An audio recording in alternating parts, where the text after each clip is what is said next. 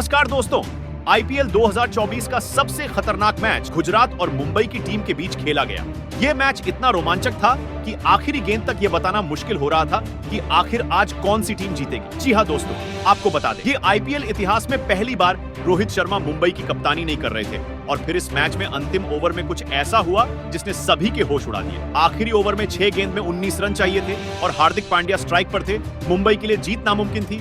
फिर हुआ कुछ ऐसा, करोड़ों मुंबई वासियों का दिल टूट गया। तो आखिर कैसे हार्दिक पांड्या की एक गलती ने फेरा रोहित शर्मा की पूरी मेहनत पर पानी, आखिर कैसे आखिरी ओवर तक चला गया। ये रोमांचक मुकाबला, रोंगटे खड़े कर देने वाले इस मुकाबले की पूरी हाईलाइट का वीडियो हम आपको दिखाएंगे। लेकिन उससे पहले आपको क्या लगता है कि हार्दिक और रोहित में कौन सबसे महान कप्तान है, नीचे कमेंट करके जरूर बताइए दोस्तों। आखिरकार वह घड़ी आ चुकी है जिसका हर किसी को बेसब्री से इंतजार था। आईपीएल 2004 के सबसे बड़े मुकाबले या कहे 5वें मुकाबले में गुजरात टाइटंस के सामने खड़ी थी आईपीएल की सबसे सफल टीम मुंबई इंडियंस। मुंबई के नए नवेल कप्तान हार्दिक पांड्या के नेतृत्व में वह अपनी पुरानी टीम गुजरात के खिलाफ ही मोर्चा खोलने के लिए तैयार थे। दुनिया का सबसे बड़ा क्रिकेट स्टेडियम अहमदाबाद का नरेंद्र मोदी स्टेडियम इस जंग का गवाह बनने के लिए पूरी तरीके से बेकरार था। इस मुकाबले में सिक्का तो हार्दिक पांड्या के पक्ष में रहा और उन्होंने टॉस जीतकर गुजरात को पहले बल्लेबाजी करने का न्योता दिया।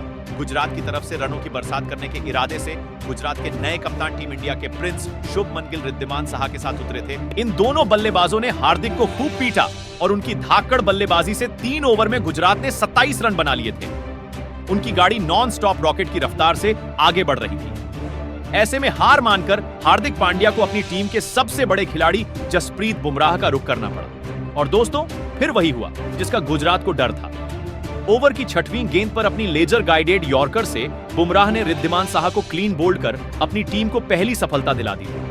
रिद्धिमान साहा 15 गेंद पर 4 चौकों की बदौलत 19 रन बनाकर पेवेलियन लौटे और मुंबई ने खतरनाक वापसी करी। उनके आउट होने के बाद बल्लेबाजी करने उतरे साई सुदर्शन ने आते ही जबरदस्त अंदाज में अपना खाता खोला। गिल के साथ मिलकर उनकी धाकड़ बल्लेबाजी से 6 ओवर में गुजरात की टीम ने 47 रन बना लिए थे। इन दोनों के बीच एक अच्छी पार्टनरशिप पनप रही थी। गिल का बल्ला तो आग उगल रहा था, लेकिन दोस्तों, उनकी रणनीति ज्यादा लंबी नहीं चली।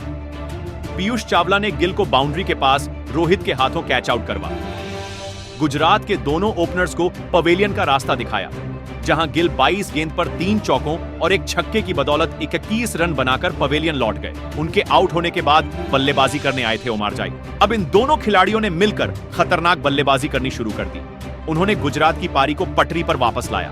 11 ओवर में ही अपनी टीम को 100 रनों तक पहुंचा दिया था। मैच कांटे का हो चुका था। हालांकि तभी जेराल्ड कुएत्जे ने ओमारजाई का भी शिकार किया और यह बल्लेबाज 11 गेंद पर एक चौके और एक छक्के की बदौलत 17 रन बनाकर वापस लौटा। उनके आउट होने के बाद अब डेविड मिलर को मैदान में आना पड़ा था। दूसरी तरफ साई सुदर्शन लाजवाब बल्लेबाजी कर रहे थे। गुजरात अभी से इस मैच में शिकंजा कसने लगी थी, लेकिन दोस्तों फिर आते हैं जसप्रीत बुमराह और 17वें ओवर में उन्होंने अकेले ही गुजरात की कमर तोड़ दी। पहले उन्होंने डेविड मिलर का शिकार किया जो केवल 12 रन बनाकर पेवेलियन लौट गए, तो दूसरी तरफ से साई सुदर्शन भी केवल 45 रन बनाकर जसप्रीत बुमराह के सामने घुटने टेक गए। उन्होंने 29 गेंद पर एक चौके और एक छक्के की बदौलत 45 रन बनाए। अचानक गिरे 2 विकेटों ने मैच की पूरी दिशा पलट दी। ऐसा लगा था गुजरात 150 रन भी नहीं बन पाएगी, लेकिन तभी उतरते हैं राहुल तेवतिया और फिर अपने बल्ले से ऐसी तबाही मचाकर अंत के कुछ ओवरों का बखूबी फायदा उठाते हुए अपनी टीम को एक सम्मानजनक स्कोर तक पहुंचा दिया। जी हां, राहुल तेवतिया ने अंत में 15 गेंद पर 2 चौकों और एक खतरनाक छक्के की बदौलत 22 रनों का बहुमूल्य योगदान दिया। दूसरी तरफ विजय शंकर ने 6 रन बनाए और उनकी खतरनाक बल्लेबाजी से गुजरात में 20 ओवर में 6 विकेट के नुकसान पर 168 रन बना लिए थे, जो एक फाइटिंग टोटल माना जा रहा था। दूसरी तरफ मुंबई के लिए जसप्रीत बुमराह ने 3 सफलताएं हासिल की। कुएत्जे को एक विकेट मिला तो पीयूष चावला ने भी एक शिकार किया। मुंबई के सामने एक आसान सा लक्ष्य था जिसका पीछा करना उनके लिए ज्यादा मुश्किल नहीं होना चाहिए था। मुंबई की तरफ से सबसे खतरनाक खुद भारतीय कप्तान रोहित शर्मा के साथ पॉकेट डायनेमो ईशान किशन की तूफानी जोड़ी पारी की शुरुआत करने के इरादे से उतरी। सभी को उनसे बेहतरीन पार्टनरशिप की उम्मीद थी। रोहित का बल्ला गरजता सभी देखना चाहते थे, लेकिन दोस्तों पहले ही ओवर में ईशान किशन अजमतुल्लाह ओमारजाई के सामने घुटने टेक बैठे। इस गेंदबाज ने ईशान किशन को बिना खाता खोले पवेलियन का रास्ता दिखाकर मुंबई इंडियंस को बैकफुट में धकेलना शुरू कर दिया था। अब डेब्यूटेंट नमन धीर उतर गया था। हालांकि दूसरे छोर पर कुछ भी होता रहे, उससे भारतीय कप्तान को कहां फर्क पड़ता है। दूसरे ओवर में ही उमेश यादव को आड़े हाथों लेते हुए रोहित ने एक जबरदस्त चौके से अपना खाता खोला। तो इस ओवर में एक नहीं बल्कि 2 खतरनाक चौके झड़कर उन्होंने अपने तेवर गुजरात को दिखा दिए थे। एक तरफ रोहित के तेवर तो बदले बदले थे, तो वही डेब्यूटेंट नमन ने तीसरे ओवर में अजमतुल्लाह ओमार अजाई को निशाना बनाते हुए एक के बाद एक लगातार 3 चौके जड़कर इस गेंदबाज के पसीने छुड़ाकर रख दिए। अपने डेब्यू पर ही यह खिलाड़ी तांडव मचाने को तैयार हो चुका था, तो वही पूरी दुनिया तो तब हैरान रह गई जब उन्होंने 5वीं गेंद पर भी एक जबरदस्त छक्का लगाया। ऐसा लगा कि यह तो अकेले ही गुजरात को मुंबई के सामने घुटनों पर ला देगा, लेकिन दोस्तों ऐसा सोचना गलतफहमी थी और ओवर की आखिरी गेंद पर नमन धीर अजमतुल्लाह की कातिलाना गेंद का शिकार हो गए। लेकिन आउट होने से पहले इस खिलाड़ी ने 3 चौकों और एक बेहतरीन छक्के की बदौलत 20 रन ठोक डाले थे। 3 ओवर में मुंबई ने 30 रन बनाए थे और मुंबई के 2 बल्लेबाज पेवेलियन की शोभा बढ़ा रहे थे। अब नंबर 4 के पायदान पर बल्लेबाजी करने के लिए इंपैक्ट प्लेयर के रूप में डिवोल्ड ब्रेविस को उतारा गया था। अब रोहित शर्मा के कंधों पर अपनी टीम को जीत दिलाने की पूरी जिम्मेदारी आ चुकी थी और ऐसा लग रहा था कि आज तो रोहित सिर पर कफन बांधकर उतरे हैं। चौथे ओवर में एक बार फिर उन्होंने उमेश यादव को निशाना बनाया। पहले एक खतरनाक चौका लगाया तो चौथी गेंद पर अपने पुल शॉट से एक ऐसा छक्का लगाया जिसने तो मुंबई फैंस की खुशियां 7वें आसमान पर पहुंचा दी थी। रोहित शर्मा का बल्ला आज आग उगल रहा था उनकी कातिलाना बल्लेबाजी का नतीजा हुआ कि 6 ओवर में मुंबई इंडियंस की टीम ने 52 रन 2 विकेट के नुकसान पर बना लिए थे। दूसरी तरफ ब्रेविस भी उनके साथ मजबूती से पार्टनरशिप बनाने की कोशिश में लगे हुए थे। उन्होंने राशिद खान को निशाना बनाते हुए एक जबरदस्त छक्का लगाया और बता दिया कि वह भी किसी से कम नहीं है। रोहित और ब्रेविस इन दोनों खिलाड़ियों ने अपने बल्ले से टहलका मचा दिया। दोनों ने मिलकर अपनी टीम को 100 रनों के पार पहुंचाया। लेकिन दोस्तों जैसे ही रोहित शर्मा 7 चौके और एक छक्के की बदौलत 43 रन बनाकर आउट हुए, मानो मुंबई का पूरा बल्लेबाजी क्रम ही ताश के पत्तों की तरह ढेर हो गया। अर्धशतक की तरफ बढ़ रहे ब्रेविस भी 46 रन बनाकर पवेलियन की शोभा बढ़ाने लौट गए। इसके बाद तो गुजरात के गेंदबाजों ने मुंबई के बल्लेबाजों की नाक में दम कर दिया। टीम डेविड 11 तो वही तिलक वर्मा 25 रन बनाकर पवेलियन लौट गए और मैच पूरी तरीके से पलट गया। अभी भी मुंबई को जीत के लिए केवल 21 रन चाहिए थे, लेकिन कुवैत भी केवल 1 रन बना पाए। अब मैच को खत्म करने की जिम्मेदारी कप्तान हार्दिक के कंधों पर आ चुकी थी। 6 गेंद में मुंबई को जीत के लिए 19 रन चाहिए थे। गेंदबाजी करने आए थे उमेश यादव। पहले ही गेंद पर हार्दिक पांड्या ने जोरदार छक्का लगाया और सबको लगने लगा पांड्या आज कुछ चमत्कार करेंगे। इतने में ही दूसरी गेंद पर उन्होंने एक चौका लगा दिया। मैच पूरी तरह से मुंबई के हक में आ चुका था, लेकिन तभी तीसरी गेंद पर हार्दिक पांड्या कैच आउट हो गए।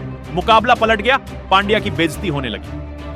अब 3 गेंद पर 9 रन चाहिए थे। चौथी गेंद पर पीयूष चावला ने खतरनाक शॉट मारा, लेकिन उमेश यादव ने पीयूष चावला का शिकार कर लिया। अब आखिरी 2 गेंद पर भी मुंबई को जीत के लिए 9 रन चाहिए थे, पर आखिरी 2 गेंद पर मुंबई के बल्लेबाज केवल 2 रन बना पाए और गुजरात ने 6 रनों से एक नामुमकिन सी जीत अपने नाम कर ली और मुंबई को 440 वोल्ट का झटका दिया। 440 वोल्ट। दोस्तों अंतिम गेंद कर कोलकाता के रोमांचक जीत के बाद जब किंग खान शाहरुख खान ने रिंकू को कोल्ड चेन भेंट की, तब रिंकू ने उन्हें धन्यवाद करते हुए किंग खान के पैर छूकर, जो किया सच में सुहाना से लेकर करोड़ों हिंदुस्तानियों का दिल जीत लिया। तो आखिर क्यों शाहरुख ने रिंकू को गिफ्ट में दे दी अपनी सबसे कीमती सोने की चेन? आखिर कैसे रिंकू ने शाहरुख को भगवान की तरह आशीर्वाद ले लिया? आखिर क्यों सुहाना खान रिंकू की इस मानता पर फिदा हो गई?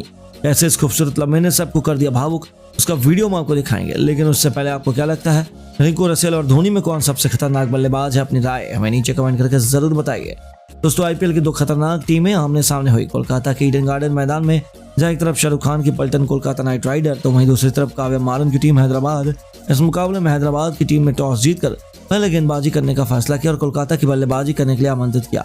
कोलकाता टीम की शुरुआत कुछ खास नहीं रही। 51 रनों के स्कोर पर 4 बल्लेबाज पवेलियन लौट गए, लेकिन रमनदीप सिंह ने टीम की पारी को संभाल लिया, मगर वह भी 17 गेंद में 35 रन बनाकर 4 गगनचुंबी छक्के और एक चौके की मदद से पवेलियन लौट गए। लेकिन अंत में रिंकू सिंह और आंद्रे रसेल ने मिलकर मैदान में जमकर तूफान मचाया। एक के बाद एक हैदराबाद के गेंदबाजों के धज्जे उड़ाते हुए आंद्रे रसेल ने 35 गेंद पर 7 गगनचुंबी छक्के और 3 चौकों की मदद से 64 रन ठोकते हुए अपनी टीम के स्कोर को 20 ओवर में 208 रनों तक 7 विकेट के नुकसान पर पहुंचा दिया। इस विशाल लक्ष्य को हासिल करना हैदराबाद की बस की बात नहीं लग रही थी, लेकिन हैदराबाद की शुरुआत बेहद शानदार रही। उनके दोनों ओपनर मयंक अग्रवाल और अभिषेक शर्मा ने 32 रन बनाए और अपनी टीम को बेहतरीन शुरुआत दिलाई, लेकिन ये दोनों बल्लेबाज पवेलियन लौट गए और राहुल त्रिपाठी भी कुछ खास नहीं कर पाए। 20 रन बनाकर पवेलियन की शोभा बढ़ाने चले गए। 111 रनों के स्कोर पर 4 बल्लेबाज पवेलियन लौट चुके थे और हर कोई यही सोच रहा था कि कोलकाता बड़ी आसानी से मुकाबला जीत जाएगी, लेकिन तभी मैदान पर हेनरी क्लासेन आए और तूफान मचाना शुरू कर दिया। एक के बाद एक कोलकाता के हर गेंदबाजों की जमकर कुटाई की और देखते ही देखते हेनरी क्लासेन ने मैच का पूरा पासा ही पलट दिया और ये मैच अंतिम ओवर तक जा पहुंचा। लेकिन हेनरी क्लासेन 29 गेंद 63 रन बनाकर 8 गगनचुंबी छक्के की मदद से पवेलियन लौट गए। इसके बाद हैदराबाद की टीम अंतिम गेंद पर 5 रनों की जरूरत थी और नहीं बना पाई, जिसके कारण कोलकाता वह मुकाबला 4 विकेट से अपने नाम कर ली। कोलकाता ये कभी न भूलने वाली ऐतिहासिक जीत देखकर पूरे स्टेडियम खुशी से झूम उठा और शाहरुख खान भी खड़े होकर अपने खिलाड़ियों के प्रदर्शन पर तालियां बजाने लगे। जब मैच खत्म हो गया तो सभी खिलाड़ी मैदान में एक दूसरे से हाथ मिलाने पहुंचे। उसी दरमियान शाहरुख खान भी अपने खिलाड़ियों से मिलने के लिए पहुंचे और मैदान में गए। आते ही वह सभी खिलाड़ियों से मिलने लगे और उसी दरमियान शाहरुख खान को देखकर रिंकू सिंह उनके पास गए। शाहरुख खान ने सबसे पहले तो रिंकू सिंह से हाथ मिलाया और फिर उन्हें अपने गले लगाया। उसके बाद शाहरुख खान ने अपनी पहनी हुई कीमती सोने की चेन को उतारकर रिंकू सिंह को पहना दिया और ये नजारा देखकर रिंकू सिंह भी पूरी तरह से दंग रह गया। फिर उसके बाद रिंकू सिंह तुरंत शाहरुख खान के कदम में छूकर उनका आशीर्वाद लेने लगे और इस लम्हे ने शाहरुख खान को भी सोचने पर मजबूर कर दिया कि आखिर रिंकू सिंह ने ऐसा क्यों किया।